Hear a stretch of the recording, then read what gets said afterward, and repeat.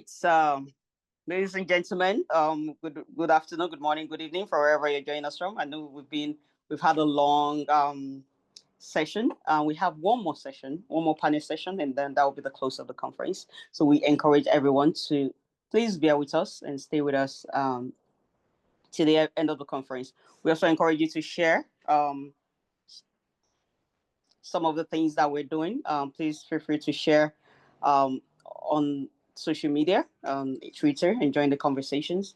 Also, if you are on LinkedIn, especially for some of the fellows that are on this call, please feel free to share your LinkedIn and connect with each other via the chat box. Now we're going to move very quickly to the last session of the day. Just give me one moment. We have three speakers, and the first speaker will be Dr. Eghosa Ekhator. The second will be Dr. Rose Abinet, and last but not the least, Dr. Mohammed Abdahallah. Okay. So I want to check if give us quite a second just to check if our speakers.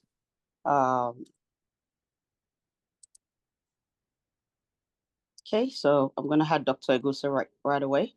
While we're waiting for Dr. Eghosa to join the webinar, I think he's joining shortly. I'm going to quickly introduce you to Dr. Eghosa's work. All right, Dr. Eghosa, thank you so much for honoring this invitation. Dr. Eghosa, ladies and gentlemen, is an associate professor of international environmental law at the University of Derby, a barrister and solicitor of the Supreme Court of Nigeria. He holds an LLB from the University of Benin, and LLM and PhD from the University of Hull. His research focuses on environmental and climate justice, sustainable development, and natural resource governance, particularly in the Global South.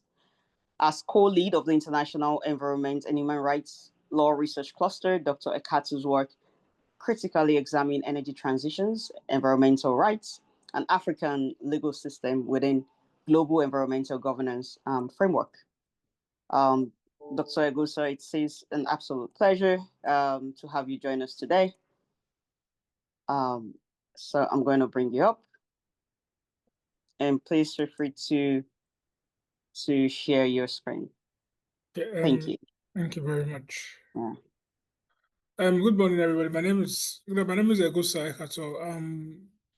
As Denike said, I'm an associate professor at the University of Derby, and thank you for the invitation. So, what I'm going to discuss so far today is just going to be on how can we pursue sustainable development from legal perspective. How can we pursue sustainable development? What's the role of courts in terms of from African perspective? So the reason is that if we discuss sustainable development, to some people is a concept, to some people is a framework, to some people is a norm. So the question is, to a lot of people, sustainable development is not legally binding. Sustainable development is just a way for government to be able to engage in infrastructure or attract investment in a very sustainable manner. So the issue for me as a lawyer and as someone who is involved in the research on sustainable development, what can we do? What is the role of the courts in terms of promoting sustainable development? So, what have there been any recent development in last few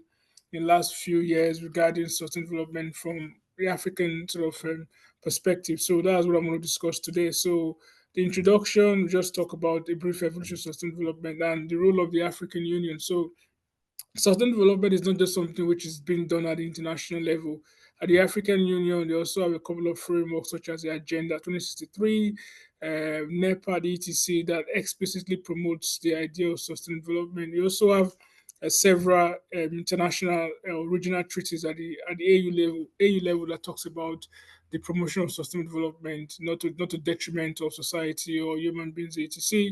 You have the African Charter on Human People's Rights, for example. So these are some of the things I'm going to discuss today in this session. So, how do we define sustainable development? To a lot of people, sustainable development can be defined in different ways. So, there's no all-inclusive, all-encompassing definition. There are several definitions of sustainable development. To some people, you define sustainable development depending on your ideological bias or your expertise, could be the way economists define sustainable development might be different from the way lawyers define sustainable development, etc. But and also, sustainable development is not something which is only from a Western perspective. The idea of sustainable development has been existing for a very, very long time. But notwithstanding the issues around whether it has a well accepted definition, the most popular definition that a lot of scholars tend to use as a starting point when it comes to sustainable development is the one given by the Brundtland Commission, which defines sustainable development as the needs that need the development that meets the needs of the present without compromising the ability of future generations to meet their own demands. So that is our sustainable development. That's one of the definitions that's quite accepted. And sustainable development has also been embedded or integrated into the SDG process. So for a lot of people, the idea of the SDGs or Agenda 20 or the SDGs, for example, the idea of the SDGs is a combination of sustainable development at the international level. And if we look at climate change, for example, climate justice issues, they all tie in with sustainable development. So the idea of sustainable development is not fully integrated within the UN system. So even though the SDGs are not an international sort of binding agreement or an international treaty, the SDGs have had massive impact in different parts of the world, and the judiciary is not left out as well. Thank you. Next slide. So, in terms of the African Union, previous slide, sorry. In terms of the African Union, I've alluded to this briefly earlier. The African Union has got a lot of mechanisms, a lot of measures that explicitly promotes sustainable development. But the question is, from a legal perspective, from the African Union perspective, the question of scholars tend to ask is that is sustainable development legally binding? Is sustainable development a binding aspect of the African Union? So, but to a lot of people, sustainable development is not legally mandated by the African Union. But notwithstanding that, there are a lot of international treaties that have been developed to promote sustainable development, and sustainable development issues the center place is center point regarding what the AU is doing. As you see from the slide, some of the examples of the AU treaties include the African Charter on People's Rights, the Revised Convention, the Bamako Convention, etc. Some of these conventions explicitly promote sustainable development issues from with an African lens, with an African perspective. But whether sustainable development is a legally binding norm under the AU is a different argument to be made. But for a lot of scholars, they actually argue that one of the that one that the African Union is promoting sustainable development, whether it's legally binding or not, is not really relevant because some of the AU mechanisms do actually allude to sustainable development in their provisions, etc. Next slide, thank you. So now, in terms of the law courts and sustainable development, so if we go back to the analysis regarding what is the importance of sustainable development at the role of court, for example. So the question is, what has the judiciary got to do regarding sustainable development? Is there any role for the judiciary in the context of Africa? So for a lot of scholars, one of the ways for you to see the sort of the success of sustainable development concept is whether judiciary alludes to the concept, whether judiciary looks at sustainable development in taking decisions regarding environmental issues, etc. So the concept of sustainable development has become widespread in international law. This has led to the rise of courts, which includes domestic, regional, and sub-regional courts in developed and developing countries, referring or alluding to sustainable development in their judgment. So the key issue is that the judiciary, the courts, plays a very, very important role in the interpretation of sustainable development norms. So where do we, if there's any sort of issues around the meaning interpretation, sometimes the law court play a very, very important role in trying to interpret sustainable development in light of in light of the laws or international treaties that the country has signed up to. So the key sort of important parts are the courts. They help to clarify the legal status of sustainable development in different parts of the world. So if you go back to the sort of the evolution of the role of the courts in sustainable development, the first sort of explicit judicial mentioning or elucidation by International Law Tribunal on the concept of sustainable development was by the International Court of Justice concerning the Gapiko-Vucho Nagramos project case, where the ICJ stated that the need to reconcile economic development with protection of environment is expressed in the concept of sustainable development. You also have some allusions by the Court of Justice of the European Union that talks about environmental law and sustainable development. And we also need to remember that when we are discussing sustainable development from a regional perspective, the way the regional court in Europe looks at sustainable development is different from the way the sub-regional and regional courts in Africa discuss sustainable development. So the courts in Africa they basically function in distinctive legal and political environment, which is not the same thing with their European counterpart. For example, the role of the African Charter of Human Rights is very, very integral in this sort of distinctions between the way the sub-regional and regional courts in Africa looks at sustainable development from an African-centered lens, and the way for example, the Court of Justice of the European Union looks at sustainable development, for example. And if you go towards the sort of the judicial organs of the African Union, or if you look at the African human rights system, for example, you've seen various decisions by some of these AU institutions, such as the African Commission on Human People's Rights, the African Court of Human People's Rights. And so the African regional system has been one of the places where the elucidation of the role of courts or judicial institutions of the African Union has played a very important role in the expansion, the definition of sustainable development at the African Union sort of perspective. So, the African Commission is a very good example to start with. If you look at the popular Ogoni case in the African Commission, which talks about when CERAC and the Center for Economic and Social Rights petitioned the African Commission on human people's rights regarding the sort of negative environmental impacts on the Ogoni people. And in this case, the African Commission held that Nigerian government was in violation of the African Charter, even though the Commission did not exercise jurisdiction over multinational corporations. It said that the Nigerian government was culpable and Nigerian government should act to sort of improve the environment in Ogoni land. Even though the Ogoni land is still the center of environmental destruction, etc. During this case, the Nigerian government actually said that they've actually developed several interventionist agencies to mitigate the negative impact of oil exploration in the Golden. So what this Seraki does, that is one of the first cases or one of the first decisions in the African human rights system that provides some semblance of understanding of what it means to discuss sustainable development from the African perspective. Next slide, please. Thank you. So you also have the African Court of Human People's Rights. It's a recent case that took place. Just to provide some background to this case, in 2003 or 2004, there was the movement of toxic waste by Trafigura, which is like a company that specializes in the disposal of toxic waste. So this toxic waste was taken to Abidjan, Ivory Coast. So when it got there, there was no sort of safe recycling sites.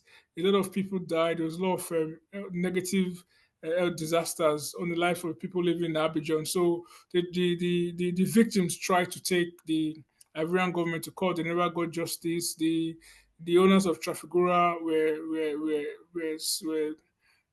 taking the court in Ivory Coast, and some of the workers taking the court in Ivory Coast. Unfortunately, the Ivorian government reached an MOU with the company. So one of the bases of the MOU was that the Ivorian government should withdraw domestic sort of prosecution against this company, and compensation was agreed. Unfortunately, when this compensation was agreed, many of the victims were not compensated. So as a result, some of the victims, represented by this NGO, Ivorian League for Human Rights, took the Ivorian sort of government to the African Court of Human Rights. So in this decision, the African Court of Human Rights said that the Ivorian government was culpable, was failed to protect the human rights of victims of transgressed toxic waste in Ivory Coast. The African Court of Human Rights specifically relied on the African Charter relied on the Bamako Convention and other international sort of original agreements to hold that um, the Ivorian government should have protected the rights of its people, that the Ivorian government had the responsibility to ensure that those toxic waste was not brought to its shores, because the Ivorian government has signed up and ratified several international agreements and treaties, and the under Ivorian laws there were laws banning those movement of toxic waste into the country. So in this judgment, the African Court of Human Rights stated that the African courts observed that African states recognize the potential impact of toxic waste importation and dumping on human life. So this case also exemplifies how judiciary also plays a role in terms of how we can use the existing international frameworks or treaties in the African context to protect the victims. So imagine these victims in Ivory Coast did not even have access to this court, even though the justice was delayed, and they're yet to get justice. For me, I don't only believe in getting justice. I also believe that when access to justice is there, you also provide some form of way for people to actually get some form of closure. So this the African court decision shows that how victims can also use the existing framework under the African Union to promote sustainable development ideas, etc. So also at the sub-regional level in the West African sort of sub-region at the ECOWAS Court of Justice in 2012, SERAP, which is similar to the SERAC case, but SERAC at the African Commission is different from SERAP at the ECOWAS Court of Justice. So in this SERAP case, SERAP is a Nigerian-based NGO, took some multinational corporations to the ECOWAS Court of Justice. The ECOWAS Court of Justice held that it has no jurisdiction over the multinational corporation, but it has jurisdiction over the Nigerian government and its agencies. So in 2012, the ECOWAS Court of Justice held that the Nigerian government has violated Articles 1 and 24 of the African Charter, and that the Nigerian government should take effective measures within the possible time to restore or remediate the Niger Delta environment.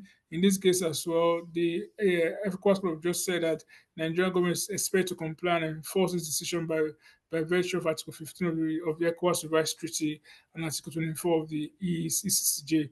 But unfortunately, up to now, a lot of people have said that the Nigerian government is yet to explicitly enforce this case.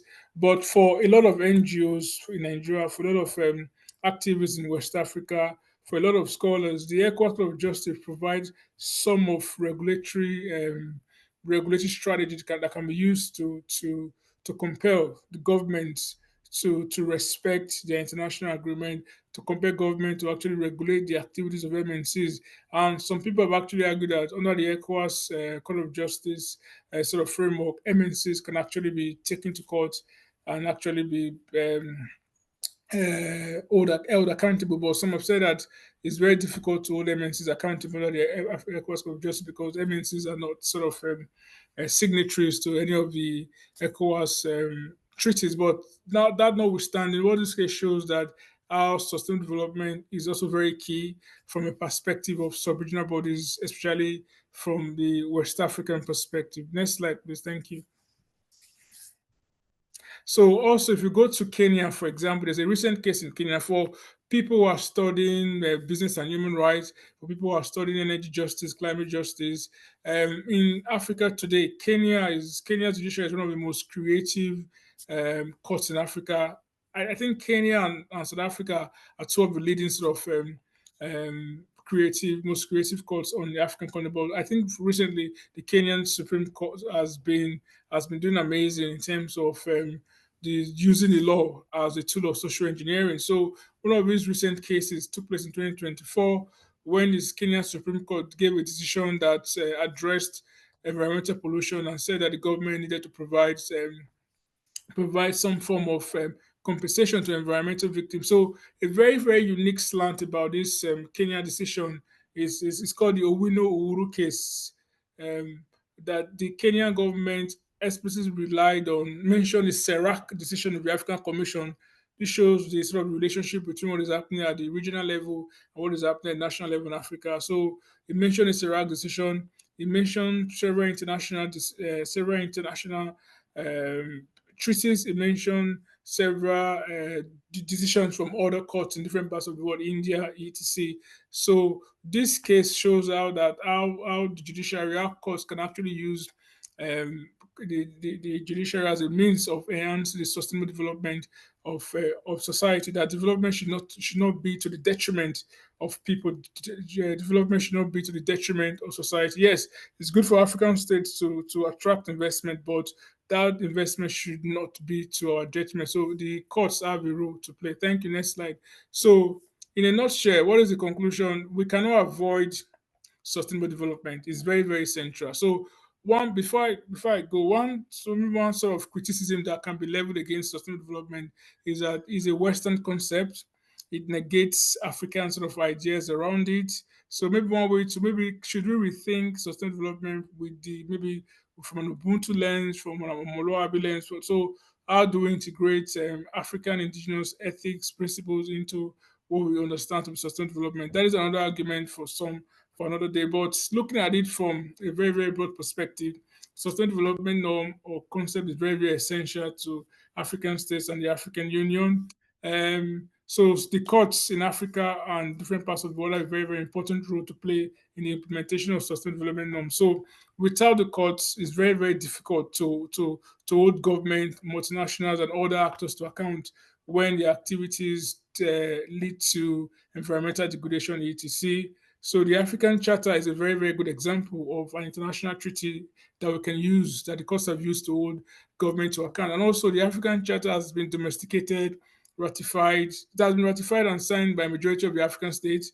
So some of these have actually domesticated the African Charter into national laws. For example, Nigeria has domesticated the African Charter. So on that premise, to a lot of scholars, even though the Nigerian constitution says right to environment is not enforceable, but on the basis of the African Charter, right to environment has been held to be enforceable by Nigerian Supreme Court. So one way for us to ensure that sustainable development is attained is that states must ensure that the judgments relating to sustainable development are enforced, whether at the sub-regional level, at the regional level, at the national level, at the local level. All this judgment that is not enforced is a useless judgment. So states need to enforce this judgment. And also, states, the courts of states should learn from each other. They should take example from South Africa, like what South Africa is doing. South African courts have alluded to the Serap case, like what the Supreme Court of Kenya did. The Kenyan Supreme Court also alluded to Serap case. So African courts should learn from each other. National courts in Africa should learn from each other.